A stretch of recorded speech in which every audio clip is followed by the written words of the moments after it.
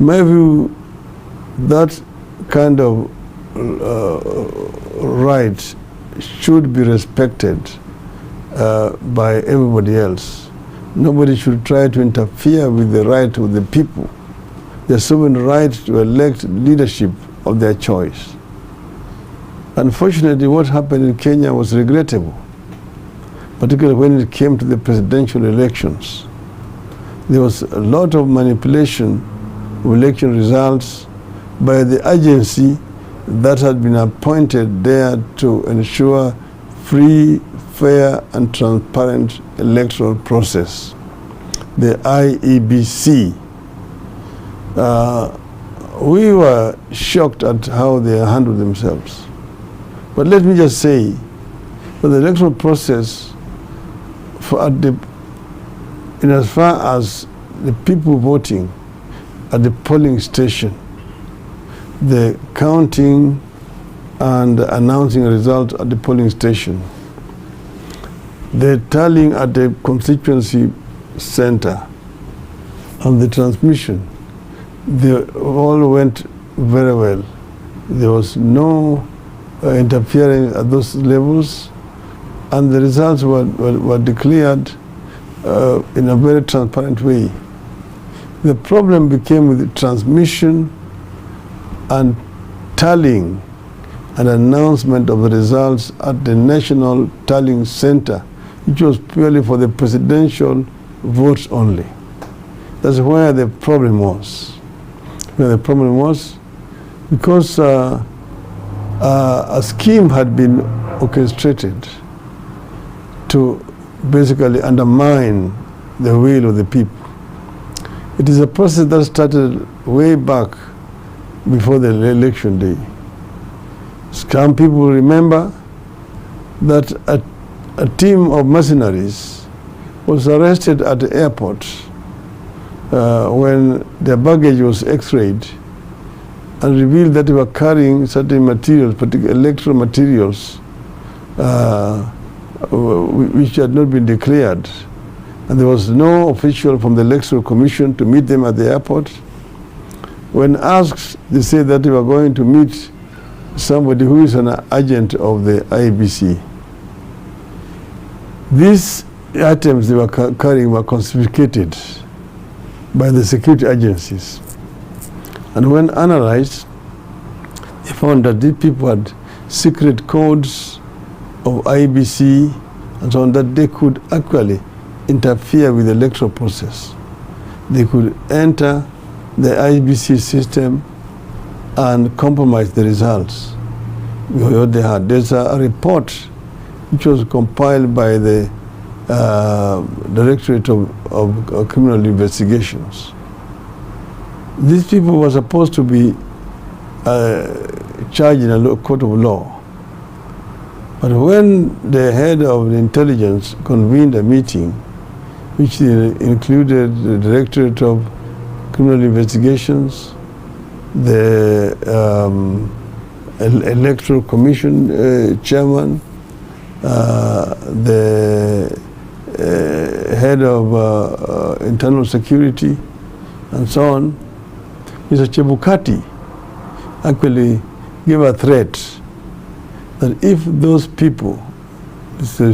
Chebukati, the chairman of the IEBC, were not released, then elections would have to be postponed. And these were his agents. What was surprising is that their presence or their coming was not unknown by other members of the Electoral Commission. They were only reporting to the chairman of the Electoral Commission, these mercenaries. And then another investigation was carried out by IEBC, which revealed that there were 19 other people who had come in from this same group that was working for this Smartmatic company, a company which had been employed to provide ICT services to the IEBC. There were a total of 21 people, out of which 19 were foreigners. Other members of the Electoral Commission did not know of the presence of these other 19. Those 19 are people whose record from investigations show that they are people with criminal records in ICT. They have committed cyber crimes. In other countries, they are being looked for, like in Sri Lanka, they were being looked for. So these were basically crooks who had been smuggled into the country by the IBC for purposes of compromising the electoral process. Come now the day of the elections. The elections were, Kenyans turned up in numbers to vote, and they exercised their right at the polling station. And the counting and tallying at the polling station was flawless. After that, the presiding officers went with the results to the constituency tallying center. Again, at that center, there were no problems. The tallying was done, and at the polling station, they came with Form 34As, they called, for the presidential vote. At the constituency tallying center, then the returning officer now had what is called 34Bs for the presidential votes. It was tallied. And each time this tallying was done, the form would be scanned and then will be transmitted to the server at the national level. Now, one assumed that those results are the ones which were being received by the Electoral Commission and which were going to be announced. What we have now discovered since that time is a different story. First, we discovered that there were 4 different servers. There's one server which was in the Netherlands, in the clouds. 2, there was another server in Venezuela. 3, there was another server in the anniversary towers, headquarters of the Electoral Commission. 4, there was another server in the industrial area. And 5th, there was a portal at the National Tallying Center at the Bomas of Kenya.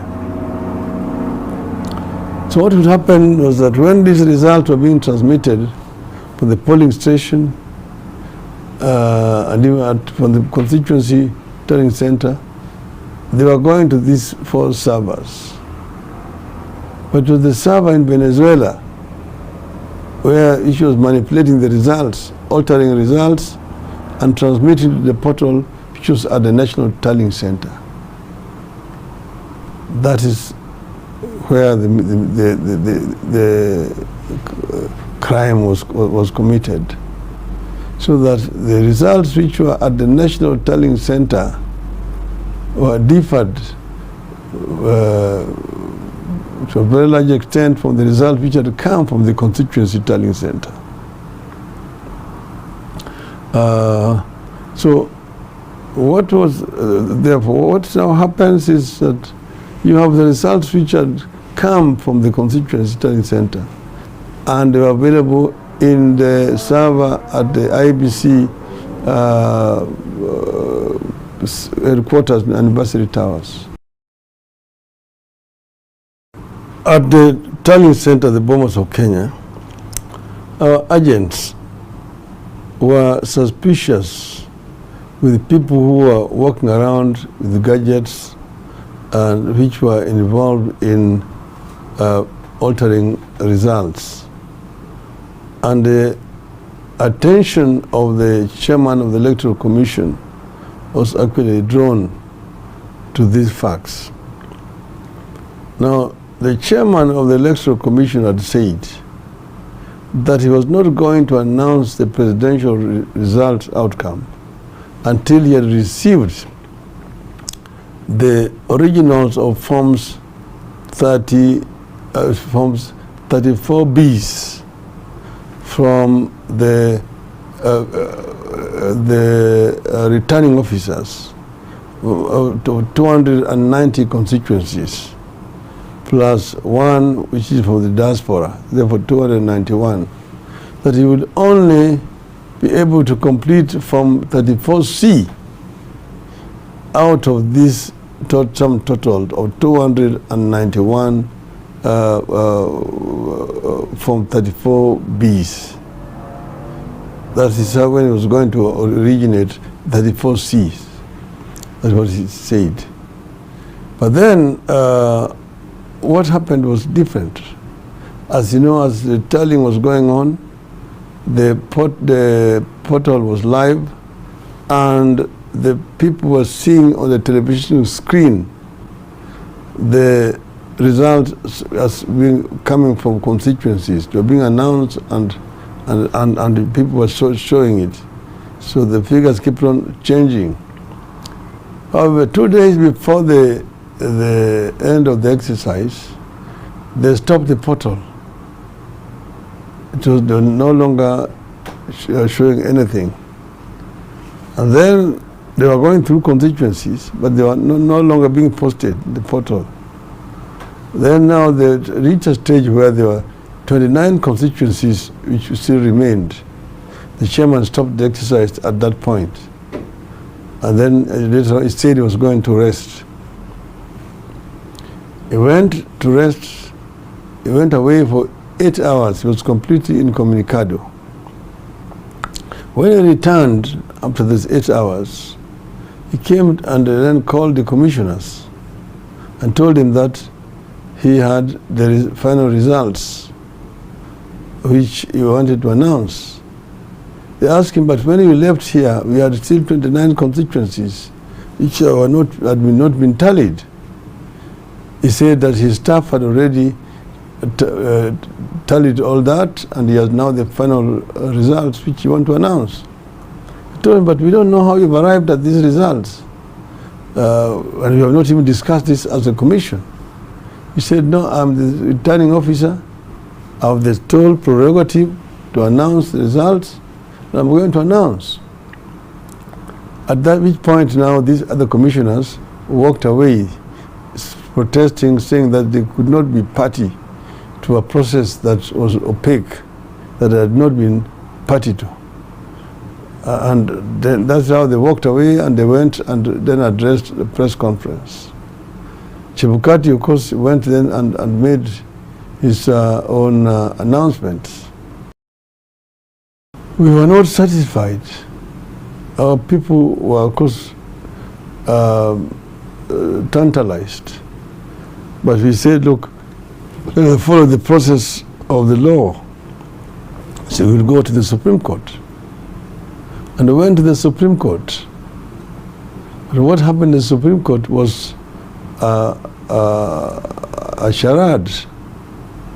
Because at the Supreme Court, our lawyers demanded access to the server so that they could be able to download information which is available in the server. In spite of their lawyers' repeated demand to the court, one of the judges there who was in charge of ICT kept on pushing the matter behind. Yes, Justice Lenaula. He knew exactly why he was doing it. And Smartmatic wrote a letter, whose copy we have, saying that they cannot allow other people into the server because that would infringe on their proprietary rights. Now you ask yourself, this is a company which has been engaged by the government to provide ICT services to the Electoral Commission. And there's now a petition against the results which have been announced by the Electoral Commission being disputed by one of the parties involved.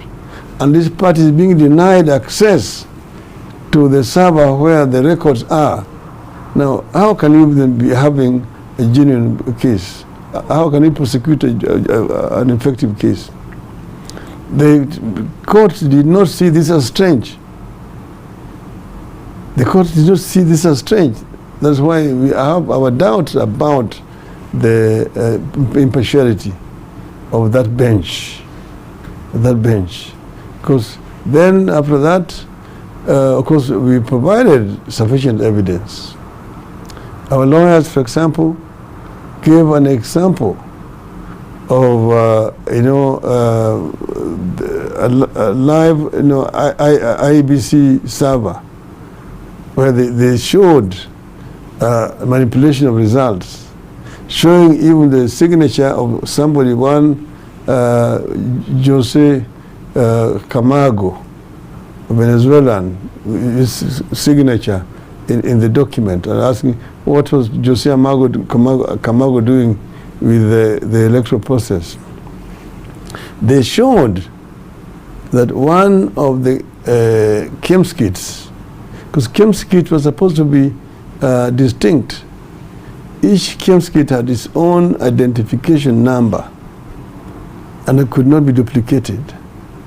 But now I have a case where one KIMS kit was transmitting results from a polling station in Mount Elgon.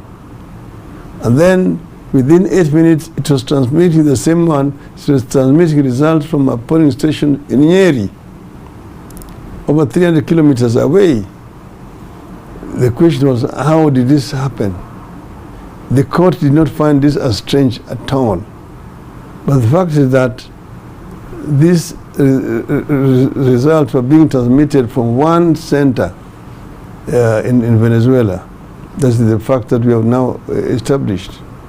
Okay, so then the Supreme Court went and made this ruling, which of course we said we respect, but we disagreed with. And the language that they used in that judgment is awful. So we said, shame on the Supreme Court. But we said the truth will come out one day. This is not the first time that we went to the Supreme Court. You remember, we went to the Supreme Court in 2013.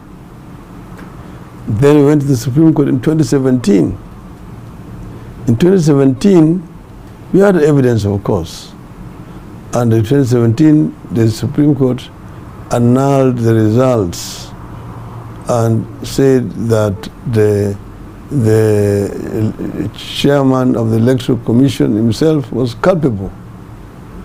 Now, the evidence that we had this time around was much more weightier than the evidence that we had in 2017.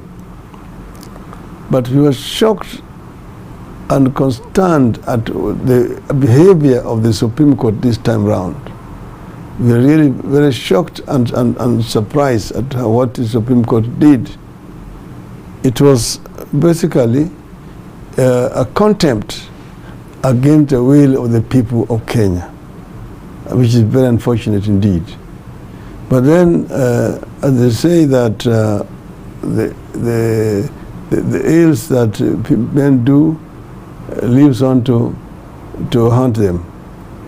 Here we are now, an insider of one of the officials of IBC has had at least the courage to come forward and reveal what transpired within the IBC. I think this is something that needs to be encouraged very much. It is a shock.